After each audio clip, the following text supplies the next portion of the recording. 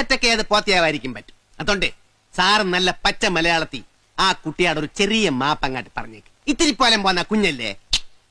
എന്റെ ജോലി പഠിപ്പിക്കില്ല. ആ പണിയെടുക്കുമ്പോ ചിലപ്പോ കയ്യോ കാലോ തട്ട് മുട്ടും ചെയ്യുന്നൊക്കെ വരും. അതിന് മറ്റേ അർത്ഥം കണ്ട് കണ്ണീരൊലിപ്പിക്കുന്നത് അവളുടെ മനസ്സിലിരിപ്പതായതുകൊണ്ടാണ്. അതിന്റെ പേരും പറഞ്ഞ് പള്ളിക്കൂടം പോലും കാണാത്തവന്മാര് കേറി വന്ന് മാപ്പ് കോപ്പ് എന്നൊക്കെ ആജ്ഞാപിച്ചാൽ അതനുസരിക്കാൻ രമേശത്തിന്റെ പാട്ടി പാട്ടി വരും.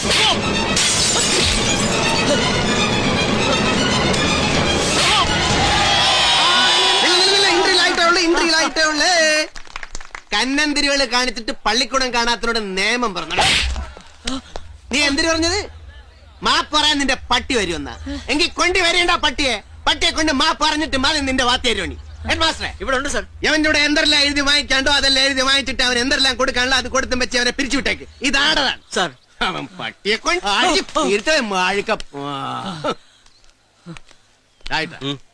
ഇനി അയച്ചിട്ട് വില പിടിച്ചോട്ടെ. പിന്നെ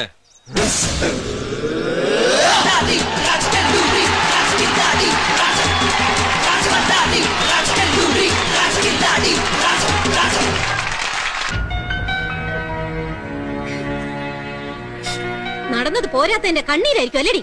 ഇല്ലായ്മ പറഞ്ഞ് കയറി വന്ന് അഡ്മിഷൻ വാങ്ങിച്ചപ്പോ അറിഞ്ഞില്ല നിന്റെ അനിയത്തി ഇത്രയും വളർന്ന കാര്യം. പണ്ട് ഇവിടുന്നുണ്ട് ചോറിനുള്ള നന്ദി ഇങ്ങനെയൊക്കെ തന്നെ കാണിക്കണം.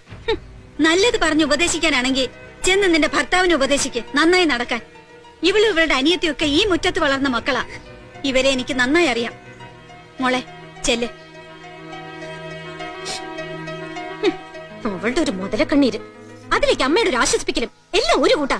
അല്ലെങ്കിൽ അച്ഛൻ മരിച്ചതിന്റെ ആണ്ട് തികയും മുമ്പ് ആ വന്നവന്റെ ആഗ്രഹം സാധിച്ചു കൊടുക്കാൻ തറക്കല്ലിടാൻ പോയില്ലായിരുന്നല്ലോ. ഞാൻ പോയത് ആരെ സന്തോഷിപ്പിക്കാനല്ല, നിന്റെ അച്ഛന്റെ ആത്മാവിന് ഇത്തിരി ആശ്വാസം കൊടുക്കാനാ. വെറുതെ ഭ്രാന്ത് വിളിച്ച് പറയാനാണ് ഇങ്ങോട്ട് വന്നതെങ്കിൽ എനിക്കിപ്പോ അത് കേൾക്കാൻ നേരമില്ല. നേരം ഉണ്ടാകണം, അല്ലെങ്കിൽ അധികം വൈകാതെ ഈ മകളുടെ ശവം കാണേണ്ടി വരും അമ്മയ്ക്ക്. ആ താന്തോന്നി വന്ന് ബാങ്കും കാറും ഒക്കെ അവന്റെ കാൽ ചോട്ടിലാക്കിയപ്പോ എനിക്ക് അടുക്കളക്കാരിയുടെ വിലയായി. അതിനിടയ്ക്ക് ഭർത്താവിന് തല്ലി പുറത്താക്കി ഈ നാണക്കേടും. അമ്മ ഇത് കണ്ടോ? അച്ഛനുള്ളപ്പോ ആ ക്രെഡിറ്റിൽ വാങ്ങിയ ആഭരണങ്ങളാ. അക്കൗണ്ട് ഫ്രീസ് ആയപ്പോ പണം കൊടുക്കാൻ ഗതിയില്ലെങ്കിൽ വാങ്ങിയതുപോലെ തിരിച്ചേൽപ്പിക്കണമെന്നും പറഞ്ഞ് ജുവലർ ഉടമ വിളിച്ചോണ്ടിരിക്കോ. അങ്ങനെ ഒരു നാണക്കേട് കൂടി രാജരത്ന പിള്ളയുടെ മകൾക്ക് സഹിക്കേണ്ടി വന്ന പിന്നെ ഞാൻ ഉണ്ടാവില്ല.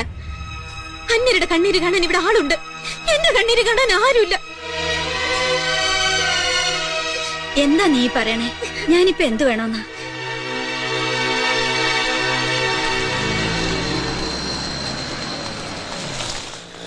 വാ അമ്മേ.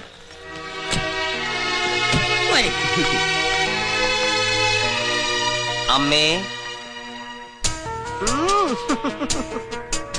ഞാൻ നേരത്തെ എത്തി അമ്മേ.